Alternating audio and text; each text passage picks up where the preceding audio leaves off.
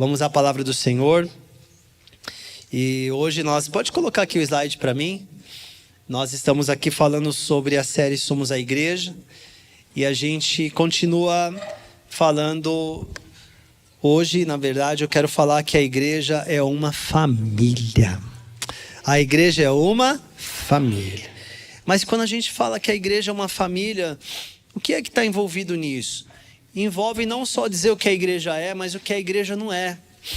Se ela é uma família, não é um clube. O que caracteriza um clube? Um clube é caracterizado por um interesse coletivo das pessoas usufruírem daquele lugar que oferece certas estruturas. Mas assim, as pessoas vão ali, se reúnem socialmente, não necessariamente há vínculos, não necessariamente há compromissos entre elas. Elas vão ali, o que as une é o clube. Então a igreja não é um lugar para a gente frequentar como se frequenta um clube. A igreja, antes de tudo, a família de Deus. E a comunidade da graça, ela carrega essa declaração de propósito. Pode colocar aqui para mim a nossa declaração de propósito, por favor. Nós somos uma igreja família. Acho que é o outro, isso. Vamos falar juntos aqui, 1, 2, 3 já? Uma igreja família, vivendo o amor de Cristo, alcançando o próximo, formando discípulos. Vamos falar mais uma vez? Para ver como é que está essa força nossa aí. Mesmo nesse domingo frio, vamos lá. Uma igreja família, vivendo, alcançando o próximo, formando... Tira da tela aqui, só para a gente falar sem ler. Vamos ver como é que está aí. 1, 2, 3 já. Uma igreja vivendo, formando discípulos. Essa declaração de propósito, ela reúne aquilo que a gente é e o que a gente faz. Porque se a gente diz que naturalmente tem que ser acompanhado de uma prática. Então, um jovem fala assim, eu sou, sei lá, eu sou engenheiro. Você já fez algum projeto? Não, nunca fiz. Você fez faculdade? Também não. Então que engenheiro que é você? Não, mas é porque eu estou dizendo que eu sou. Não, o fato de você dizer que não significa que seja, pelo fato apenas de dizer que é. Então nós podemos dizer que somos uma igreja família, mas isso não significa de fato que somos apenas por uma declaração. Nós precisamos ter o acompanhamento das nossas práticas, sim ou não? Então, o que é que identifica a gente como família? Que a gente pratica este amor. Este amor não é apenas uma ideia, um conceito ou um desejo. O amor é o que o amor faz. Então, a prática deste amor, vivendo o amor de Cristo, alcançando o próximo, ou seja, a gente olha para quem está ali, nós entendemos que a nossa vida não termina em nós mesmos. Essa é a vida sem Cristo, a nossa vida expande, ela transborda, alcança as pessoas que estão próximas e, por último, ela forma discípulos. Ontem meu pai lembrou um testemunho que acho que ele já deve ter falado aqui, mas é sempre bom lembrar para a gente entender a profundidade do que é formar discípulos. Alguém um dia disse para ele assim, poxa, pastor Diniz, sua vida teve muitos bons frutos, porque os seus filhos são firmes com Jesus, são pastores, líderes, e então você é um homem de sucesso, do ponto de vista assim, mas eu sou um homem de sucesso. Eu falei assim, não, para na verdade para eu me sentir realmente, para eu considerar que o trabalho foi bem sucedido, eu preciso acompanhar para saber se o que eu fiz com os meus filhos, eles vão fazer com os filhos deles. Porque ensinar só a próxima geração é uma coisa. Agora, não só ensinar, mas capacitar essa próxima geração para que ela faça com a mesma qualidade ou até melhor, é outro nível de conversa. Então você percebe que o seu trabalho foi frutífero 2 gerações à frente. Porque você conseguiu transmitir os valores. Legado não é o que você dá para os seus filhos, mas é o que você injeta dentro deles. Este é o maior poder que um pai e uma mãe têm sobre a vida dos filhos.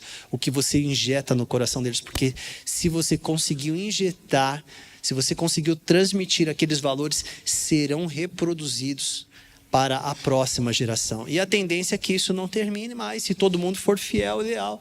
Graças a Deus, o evangelho foi anunciado ali em Jerusalém, depois no dia do Pentecostes, e nunca mais parou, graças a Deus. Ele levantou pessoas leais e fiéis, muitas vezes não era nem a maioria, era um povo remanescente, mas que foram fiéis ao longo dos séculos, e a palavra chegou até nós.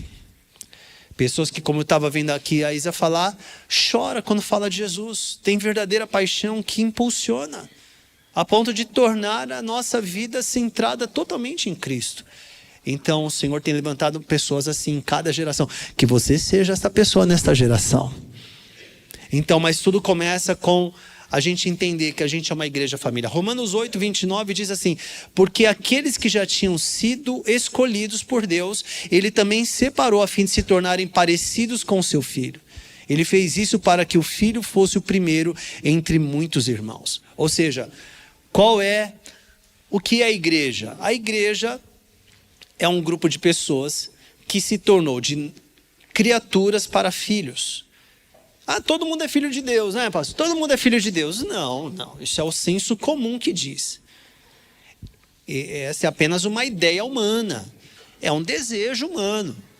Mas eu não posso ficar com a filosofia humana. Eu não posso fechar com as opiniões ou desejos. Eu tenho que entender o que a palavra diz.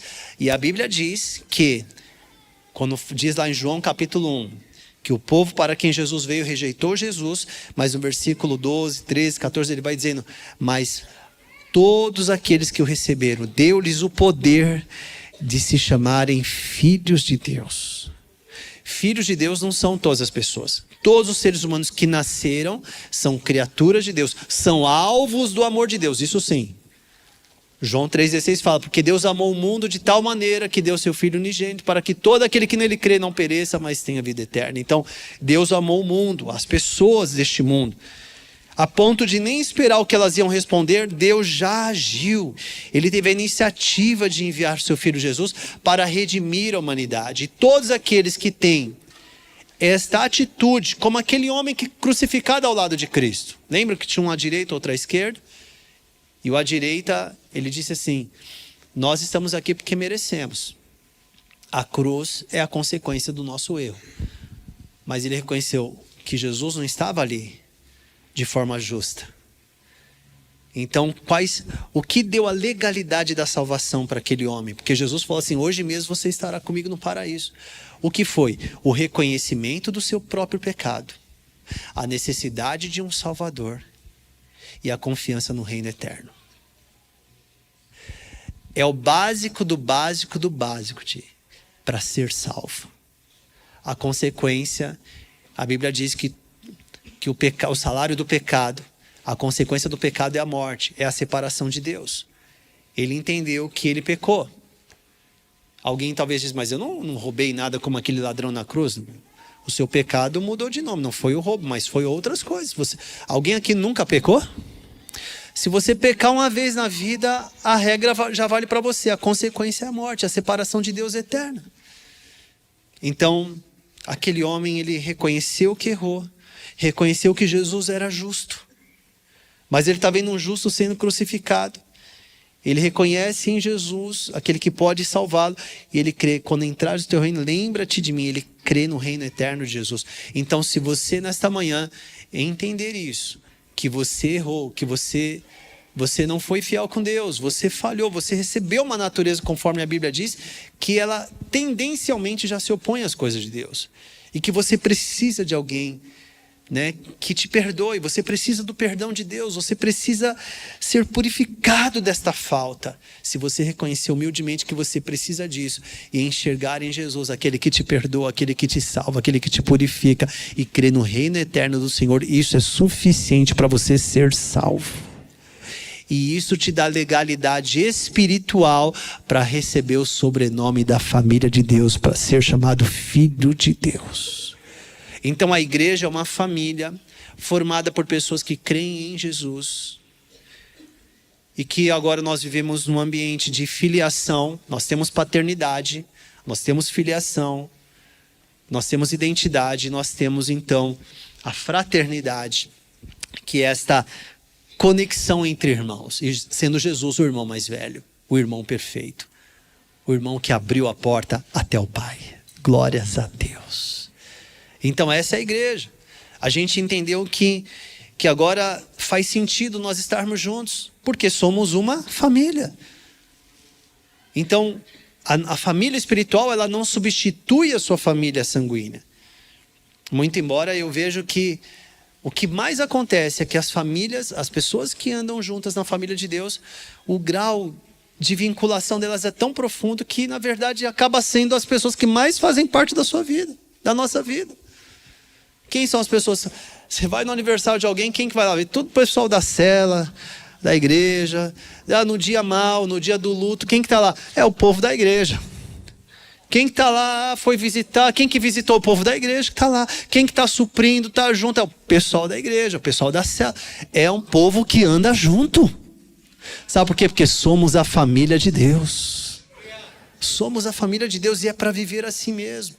Como eu disse aqui no início, nós podemos carregar as cargas uns dos outros. E na verdade, amados, isso agrada o coração de Deus. Isso agrada. Quão bom e agradável é que os irmãos vivam em união. Isso é algo maravilhoso. Você quer alegrar o coração de Deus? Quem quer alegrar o coração de Deus? Vive em união. Isso traz profunda alegria ao coração de Deus. Agora, o que é que entristece o coração de Deus? Quando há um isolamento. Deus não quer que você se isole. Você acha que Deus te criou para viver isolado? Ele quer que você viva em família. Aliás, nós como pais naturais sabemos disso. E tem uma coisa que nos alegra, é a unidade entre os nossos filhos. Quando um está ajudando o outro.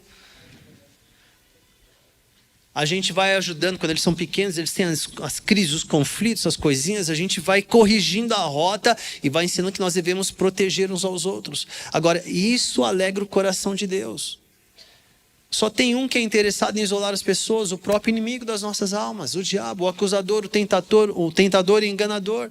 Ele quer isolar as pessoas, ele quer que as pessoas pensem assim: não, andar com pessoas é muito complicado, pessoas não sei o que, as pessoas me feriram, então eu vou fazer o seguinte, eu vou só lá na igreja e eu vou ficar só, eu não vou falar, e assim, é eu e Deus, eu e Deus. Eu entendo que talvez você está tentando se proteger. Eu entendo que você passou por lutas, mas eu posso dizer para você, não é isso que Deus espera de você. Que você possa também crer que Deus vai usar o corpo de Cristo para trazer cura e saúde sobre sua vida espiritual. Então, quem anda sozinho normalmente está envolvido por duas coisas. Ou está muitas vezes querendo ofuscar suas obras que são más. Porque eu vou dizer assim, não quero que ninguém conheça a minha vida. Eu vivo uma vida dupla. Então, se eu ficar perto, vão conhecer minha vida. Essa pode ser uma motivação. Não quero que descubram meus erros. Não quero que descubram os meus pecados. Mas pode ser que não seja essa motivação, seja outra. Aquela motivação da defensiva. A motivação de você falar, não gosto muito de gente não. Me dá uma preguiça, negócio de pessoas. Ter que entender pessoas. Eu não gosto, eu gosto de ficar na minha. Você tem que tomar cuidado, porque Deus te deu um temperamento, mas você não pode ser escravo do seu temperamento. Tem gente que diz assim, eu sou assim. Esse negócio de temperamento é algo que eu estudo também bastante. Deus não te deu temperamento para você ser escravo dele. Deus não te deu temperamento para você dizer assim, eu não consigo ser diferente. O temperamento que Deus te deu, o perfil que Deus te deu, é para que este perfil você possa fluir numa área que você é mais forte e naquela área que você se sente mais fraco, se conhecendo, você possa dizer, Senhor, essa área que o Senhor me deu, que eu tenho maiores vulnerabilidades, é para eu aprender também a contar com meu irmão. Não é para isso me escravizar. Eu não posso navegar na fraqueza do meu temperamento como se eu fosse escravo dele, dizendo, eu sou assim e agora eu não posso mudar. Então, por isso que eu sou uma pessoa super isolada. Então, talvez você não tenha esse perfil de ser extrovertido. Tudo bem, não é isso que Deus espera de nós. Que você fale e você seja a pessoa mais divertida do mundo. Não é isso. A questão é que você entenda que a igreja é a família de Deus e você faz parte dessa família. Que você faça questão de andar junto, que você se conecte, que você esteja ali andando dentro de um grupo. Olha o que diz Efésios 5, 1 e 2. Vocês são filhos queridos de Deus. Vocês são filhos queridos de Deus e por isso devem ser como Ele. Olha que versículo mais simples. Vocês são filhos queridos de Deus e por isso devem ser como Ele. Deus é isolado?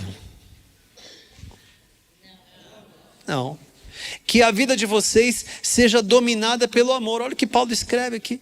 Ele não está dizendo que a vida de vocês seja dominada pelo isolamento, que a vida de vocês seja dominada pelo egoísmo, que a vida de vocês seja dominada pelo seu perfil, que é mais fechadão. Não, ele está dizendo que a vida de vocês seja dominada pelo amor. Por causa do amor, em nome do amor de Deus que habita em mim, que está em você, nós avançaremos, nós serviremos uns aos outros. Assim como Cristo nos amou e deu a sua vida por nós, como uma oferta de perfume agradável, como um sacrifício que agrada a Deus. Então, irmãos, eu quero dizer isso para você. Não dá para ser igreja até a página 2. Não dá para ser igreja apenas assim, eu vou aqui, de vez em quando aí eu faço um favorzinho, eu ajudo, mas naquilo que vai ser mais sacrificial, aí eu já não, não conta comigo, porque aí já começa a mexer muito com a minha agenda, né? Mas que membro, que igreja que você construiu na sua cabeça? Deixa eu dizer algo para você. Quando Jesus morreu pela igreja, Ele morreu pela noiva. A noiva é a igreja do Senhor. A igreja é a noiva do Senhor. Ele não fez para tirar algo de você. Ele fez para te abençoar. Satanás quer que você pense que ter uma vida que se entrega e faça como Cristo, isso vai roubar os prazeres da sua vida, a alegria da sua vida. Não vai te roubar, pelo contrário, vai te acrescentar. E é necessário que nós entendamos que este caminho é um caminho de entrega verdadeira. É um caminho onde a gente não fica, sabe, com mesquinhez. Será? Não, a gente vai, com a sabedoria de Deus, naturalmente, nós vamos nos entregando. E o Senhor vai nos fortalecendo. E o Senhor vai colocando amigos na nossa vida. E o Senhor vai acrescentando. E nós vamos buscando o reino em primeiro lugar. E todas as demais coisas vão sendo acrescentadas em nossa vida. Mas quem não faz essa entrega, a pessoa sempre fica ali num limitador. Ela não vai, ela sempre tem aquela desculpa das pessoas da Bíblia que a gente vê nas parábolas e nas histórias. Não, agora eu acabei de casar. A parábola do grande banquete é exatamente essa história que Jesus conta da cabeça dele. Ele está dizendo, o reino é assim. Há um grande banquete, um senhor preparou um grande banquete e mandou chamar os convidados. Os convidados deram desculpa. Os convidados disseram que não podiam vir. Um porque ia esperar o pai morrer, o outro porque tinha acabado de casar, o outro tinha feito algumas aquisições. Então eles estavam muito ocupados para atender aquilo que eles certamente não acharam que era prioridade. Então aquele senhor diz, então, chame outras pessoas para participarem da mesa. Os convidados não vão vir mais. Então quando a gente entende que ser igreja é sempre... É algo que assim não vai me incomodar muito. A gente põe um limitador, a gente desobedece a palavra, a gente acaba não derramando o amor de Deus. E aí naturalmente a nossa vida não frutifica. A gente sempre fica adiando, a gente sempre fica dizendo que existe um impedimento, porque uma hora é uma coisa, uma hora é outra. Mas na verdade é essa forma de viver que vai convencer o mundo que somos verdadeiros discípulos. O Senhor disse isso, as pessoas vão ver que vocês são discípulos pela forma como vocês se amam. E o amor de Deus sempre é sacrificial. Existem alguns amores, alguns tipos de amor. Existe o amor da amizade, que é da reciprocidade. É um amor assim, eu gosto de você, você gosta de mim. Legal então, bacana. Existe o amor que os homens, as mulheres, e eles se atraem, falam, eu te amo, por uma questão de identificação, de atração, então eles chamam isso de amor também. Mas o amor de Deus, ele sempre é o amor ágape, é o amor da entrega, é o amor do sacrifício. Eu não sei como você vai reagir, mas desde já eu decido que você está perdoado. Eu já tomo uma atitude de ir até você. Eu não sei como você vai reagir, mas eu já tomo a iniciativa de te amar, de te servir independente da sua resposta. Este é o amor da entrega, é o amor que está atento nos olhares, é o amor que quer servir. Pessoas que vivem assim estão agradando a Deus. E é importante que nós entendamos isso, que para mim é um conceito, e para você também, imagina, é um conceito tão básico sobre ser igreja, mas que se a gente não entender profundamente, se nós não vivermos este conceito, a gente corre o risco de naquele dia a gente ficar desapontado, porque o Senhor, Ele vai também cobrar isso de nós. Ele também deixou a palavra dele bem clara como é que nós deveremos viver, e de repente nós concebemos outro tipo de igreja. Que a igreja é só um lugar que eu canto algumas canções, mas nada tem a ver com esse povo, eu vou vivendo assim. Olha o que diz 1 Coríntios 13, né? Ele fala sobre o amor. O amor não é apenas uma expressão afetiva, mas uma ação que exige uma resposta. 1 João 4,19, nós amamos porque Ele nos amou primeiro. João 13, 34 e 35, eu lhes dou este novo mandamento. Olha, ele está falando ali com quem? João registrando as palavras de Jesus para aquele grupo. Normalmente os interlocutores de Jesus eram ali, o povo judeu. Jesus estava com o seu ministério ali na Judéia, né? na região norte ali de Israel, depois em Jerusalém. Ele está falando que o judeu estava acostumado com a lei mosaica.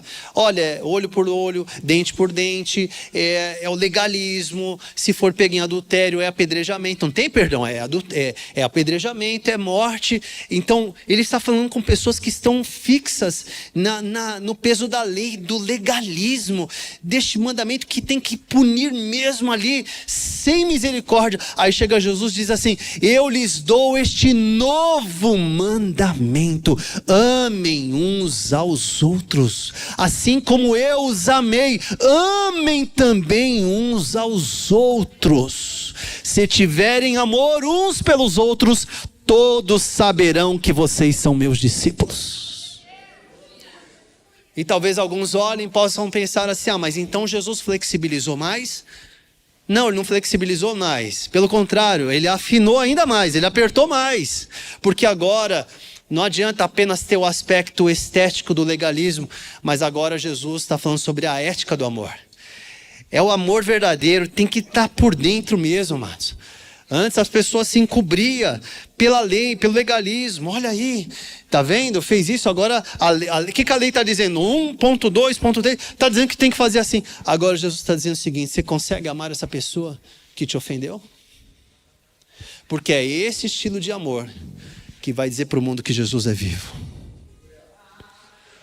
O mundo não precisa de uma igreja que é marcada apenas por grandes eventos. Os eventos têm o seu lugar, nós também fazemos eventos, fazemos conferências, tudo tem o seu lugar, é bonito, tudo certinho. Mas a igreja não é movida por eventos.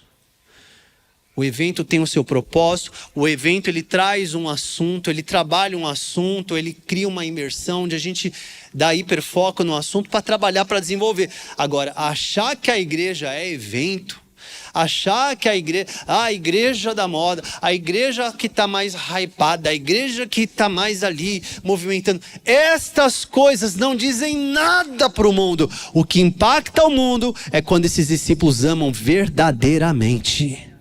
Quando não é sábado nem domingo, mas eles estão cuidando uns dos outros, eles estão orando uns pelos outros, eles estão suprindo as necessidades uns dos outros, eles estão carregando as cargas uns dos outros.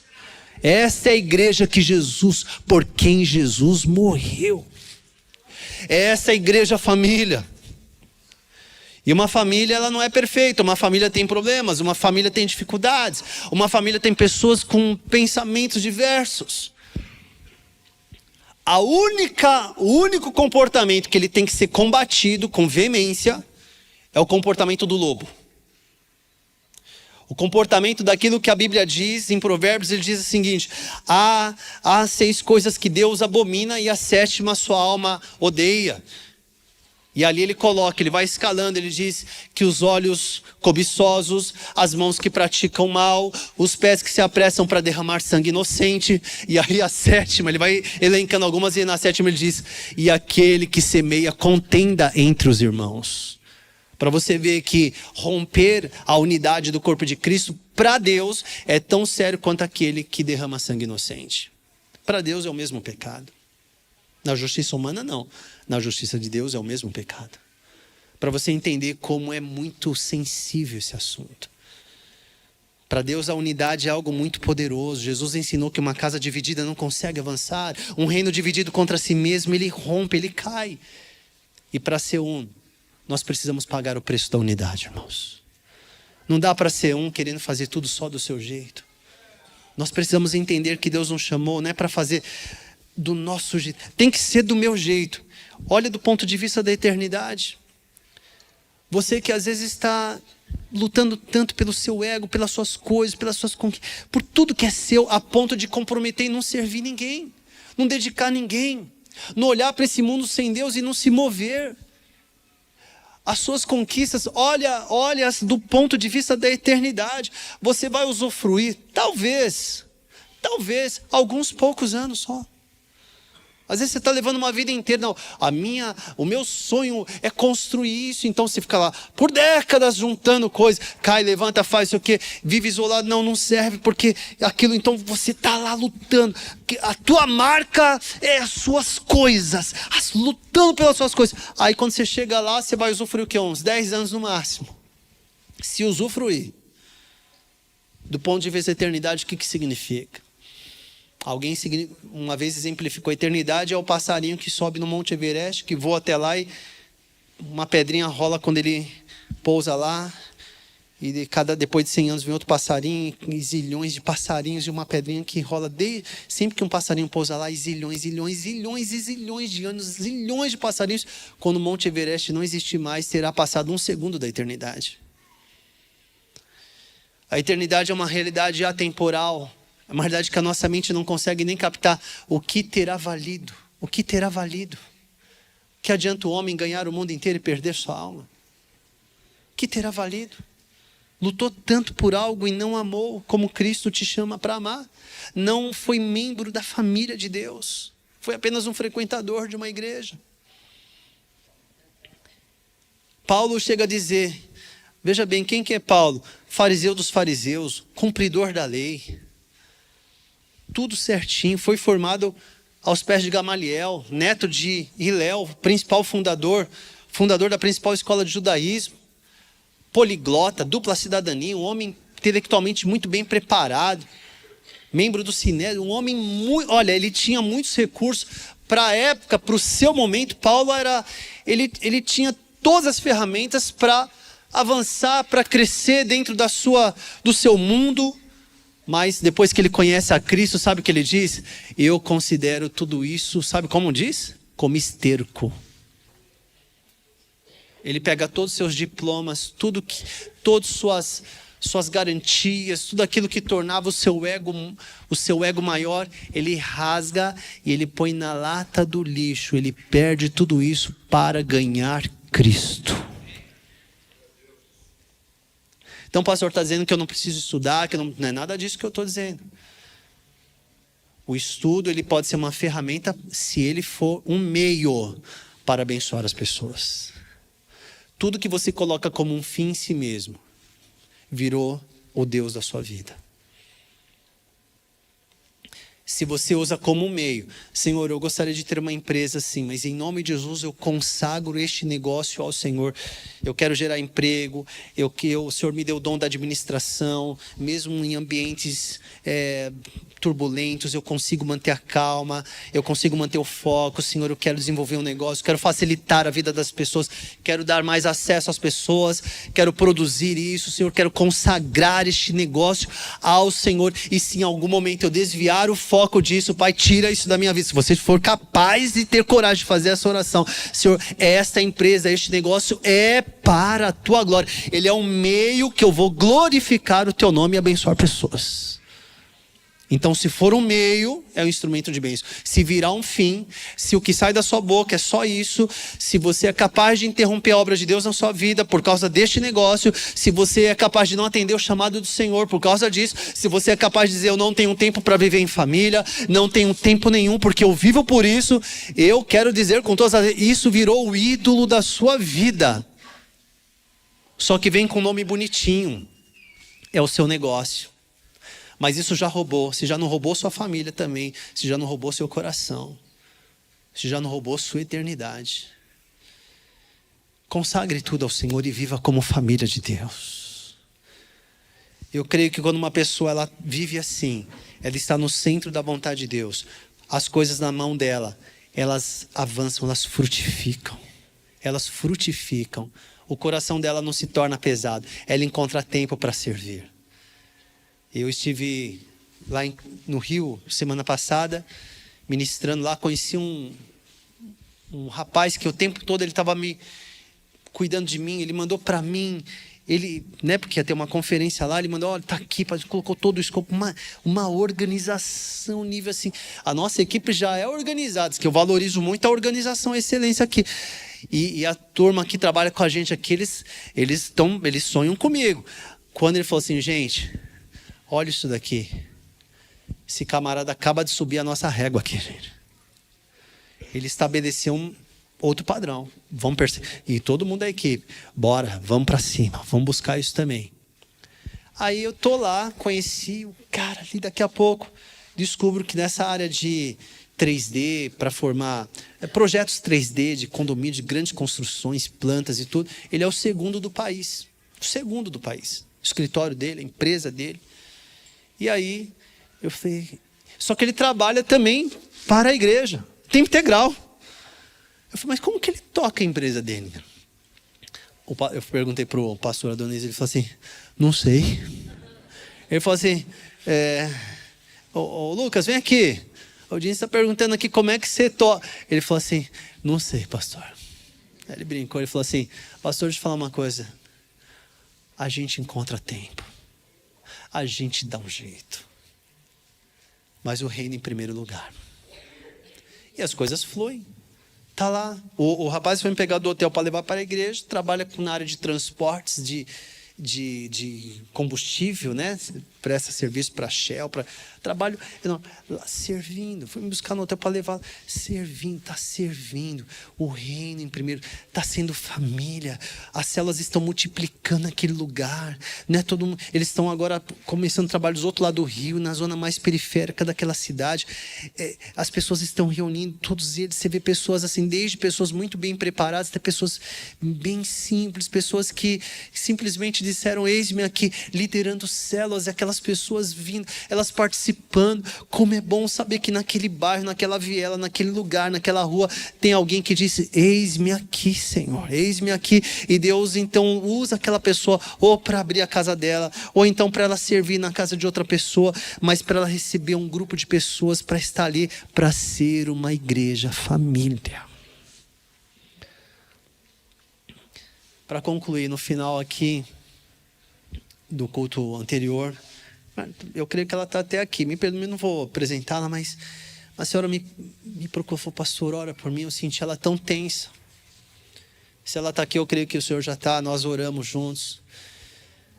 E ela me procurou, eu senti ela extremamente tensa. Pastor, eu preciso de oração. Eu senti o desespero da vida dela. Questões, ela é viúva já há bastante tempo, questões de filho, ela vida. E eu falei, nós vamos orar. Mas eu falei, vem aqui comigo. Que segurança para mim como pastor, irmãos. Não tem presente maior. Eu falei, agora nós oramos. O Espírito Santo está te consolando, está te fortalecendo. Agora a irmã pode me acompanhar? Fui aqui, levei ela para uma das nossas integradoras. Eu apresentei e falei assim, essa é a irmã tal. E ela precisa ser acompanhada. Vamos carregar as cargas dela. Ela não precisa carregar as cargas sozinha. Às vezes uma pessoa dessa, a família não sabe como ajudar. Às vezes a família nem conhece Jesus. Tem muita gente que tem uma família que também só Jesus na causa. Tem família que parece que o povo...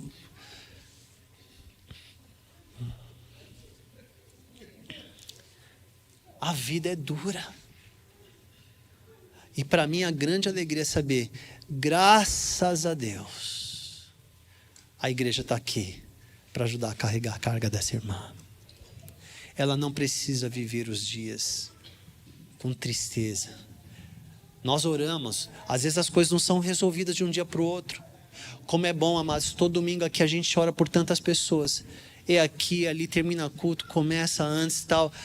É um pai que está internado, é um problema familiar. Mas nós estamos aqui para acolher. Isso acontece aqui no domingo. E nas células, então? E o pessoal está lá, um cobrindo o outro. Para mim, a maior alegria, certo, meu pai? É a maior alegria saber que entre o povo de Deus, nós estamos servindo uns aos outros. Então, eu encorajo você que às vezes está isolado, não fique isolado. Deixa a gente, permita a gente conhecer, permita a gente te ajudar. Ah, mas pastor, falando isso, você vai arrumar mais problema. Eu não vou arrumar mais problema. Eu vou ser mais igreja família. É trabalhoso, mas o maior trabalho Jesus já fez. Ele nos salvou do pecado, nos redimiu, nos deu uma vida nova e nos deu o Espírito Santo para a gente abençoar o mundo amando uns aos outros. É este evangelho que eu acredito, é essa igreja que Jesus vem buscar, que vive o verdadeiro amor de entrega e sacrifício um pelo outro. Bem-vindo à família de Deus. Bem-vindo à igreja do Senhor Jesus Cristo. Foi por essa igreja que Ele morreu. Foi por essa igreja que Ele entregou a sua vida e ressuscitou. Uma igreja família, vivendo o amor de Cristo, alcançando e formando. A igreja que não é família, o pastor tem que ser popstar. Ele tem que ser o mega, ultra, hiper, o grande homem, porque não é igreja família, é a igreja do personalismo, né, Isa? É do personalismo. Ele é o semideus. Ele já visitou o céu 77 vezes. E ele tem todas as revelações. Não, agora na igreja família, eu posso ser o Fernando. Teve um domingo aqui que eu ajoelhei aqui, só falei, igreja, ora por mim, por favor. Porque o dia apertou, a semana apertou. Mas por isso eu vou estremecer minha fé? Imagina, eu tenho igreja para orar por mim.